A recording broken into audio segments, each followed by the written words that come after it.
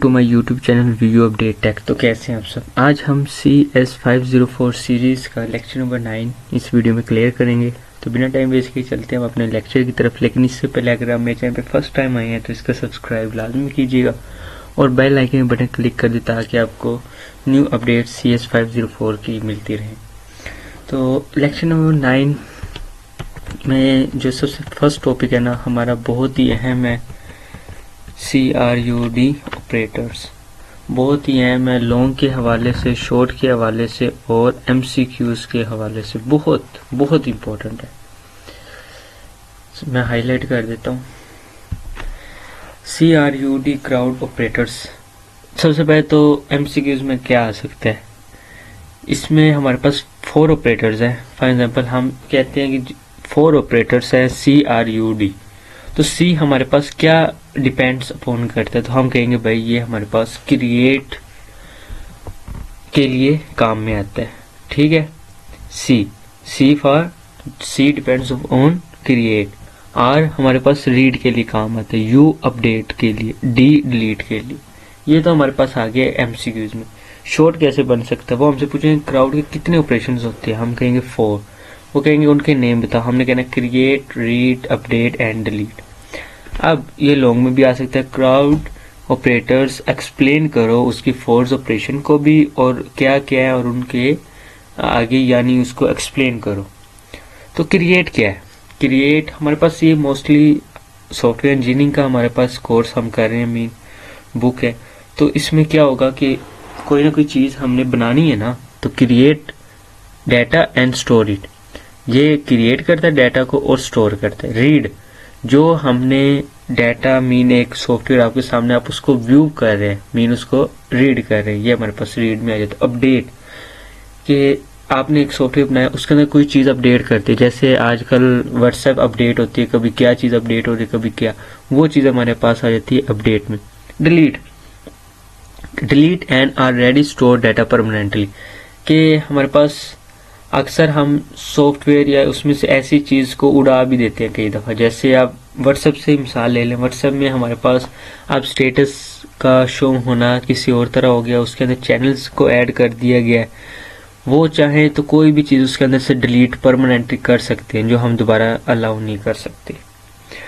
तो ये हमारे पास था क्राउड ऑपरेटर। उम्मीद करता हूँ आपको इसकी समझ आई होगी, वेरी इंपॉर्टेंट भी है ये। आगे हमारे पास आ गया context level diagram and detail data flow diagram. Context level diagram हमारे पास क्या होता है, मैं आपको फॉर एग्जांपल एक एग्जांपल देता हूँ सिंपल, ताकि आपको समझ इजीली आ जाए। कि आप एक घर बना रहे हैं और आप सिर्फ, वो हम कहते हैं ना खाली प्लॉट, तो आप सिर्फ सोच रहे हैं context level data flow diagram है। आप कहते हैं कि घर ऐसा होना चाहिए, 2 मंजिल हो, इसमें कमरा यहाँ पे होना चाहिए, फ्रंट गेट ये हो, बैक पे ये हो, इसमें बैकहट होनी चाहिए, इसमें लाइट्स होनी चाहिए, ये वो, ये आपका कॉन्टेक्स्ट लेवल डायग्राम है। मीन आपकी एक सोच, आप उसको बना रहे हैं जस्ट माइंड में।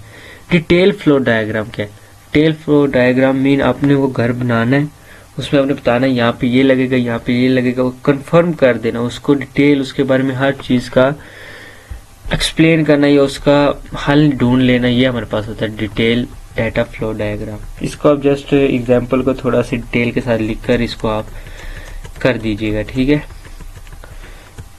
नेक्स्ट हमारे पास आ गया कॉन्टेक्स्ट डायग्राम। अब ये देखें हमारे पास डायग्राम में आ गया।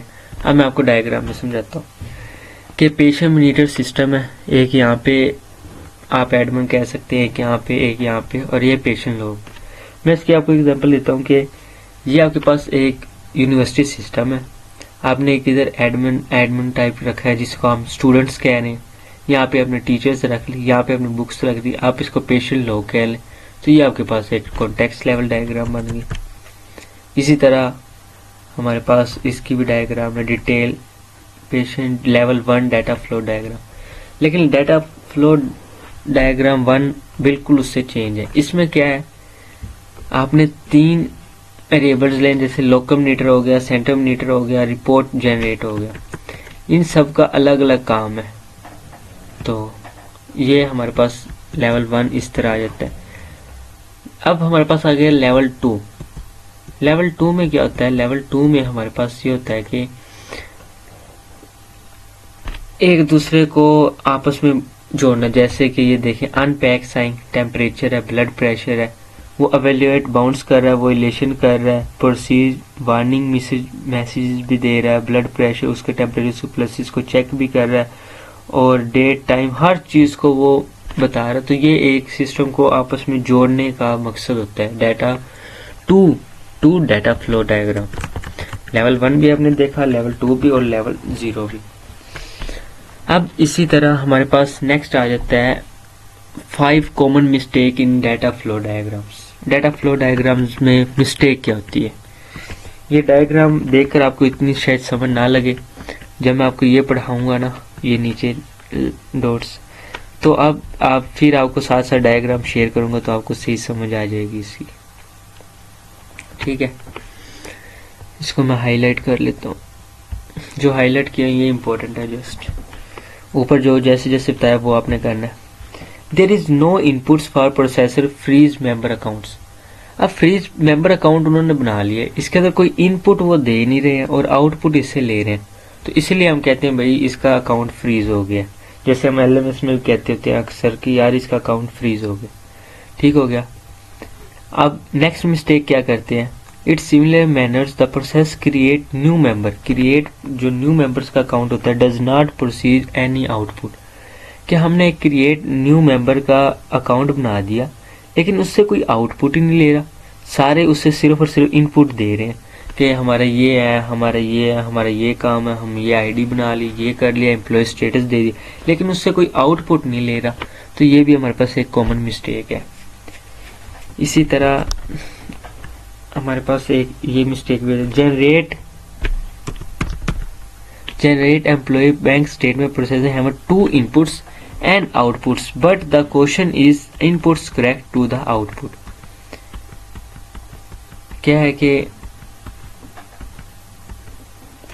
जनरेट एम्प्लॉय बैंक स्टेटमेंट ले ली, इससे क्या है मेंबर अकाउंट्स और एम्प्लॉय इससे अपना एड्रेस और एग्जिस्टिंग अकाउंट दे रहे, बट इससे एक आउटपुट बाई जा रही है, ये इनपुट है, ये आउटपुट बाई जा रही है, वो सिर्फ जस्ट एम्प्लॉयज की है। तो ये हमारे पास भी एक इसकी बड़ी मिस्टेक होती है। ठीक है, हाँ ये भी इस चैप्टर में बहुत ही इम्पोर्टेंट है। हाँ कि इलीगल डाटा फ्लो क्या है, common directly communicate external agents. Illegal data flow हमारे पास इसमें सबसे पहले आ जाता है डायरेक्टली कम्युनिकेशन एक्सटर्नल एजेंट्स, कि हम एक्सटर्नल एजेंट के साथ डायरेक्टली कम्युनिकेट नहीं कर सकते, ये हमारे पास रॉन्ग है। ठीक है, इसी तरह नेक्स्ट हमारे पास है, वो कहते हैं हम बात कर सकते हैं लेकिन कोई ना कोई हमारे पास प्रोसेस होना चाहिए, ऐसे डायरेक्टली हम बिना किसी वजह के नहीं कर सकते। इसी तरह external agent updating information in a data store,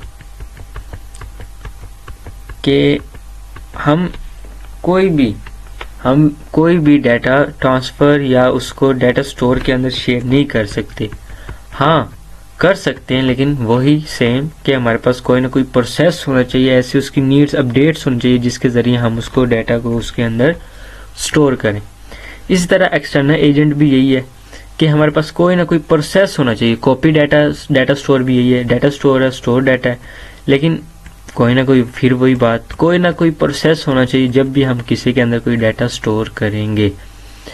तो उम्मीद करता हूँ आपको लेक्चर नंबर 9 छोटा सा था, ज़्यादा बड़ा नहीं था, तो इसकी समझाई होगी। मिलते हैं इंशाल्लाह नेक्स्ट वीडियो में। टेक केयर, अल्लाह हाफिज़।